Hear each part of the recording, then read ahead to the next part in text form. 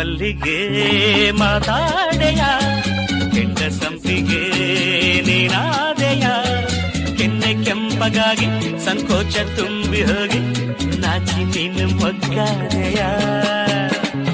ತುಂಡು ಮಲ್ಲಿಗೆ ಮಾತಾಡೆಯ ಕೆಂಡ ಸಂಪಿಗೆ ನೀನಾದೆಯ ಕೆನ್ನೆ ಕೆಂಪಗಾಗಿ ಸಂಕೋಚ ತುಂಬಿ ಹೋಗಿ ನಾಚಿ ನೀನು ಮೊಗ್ಗಾದೆಯ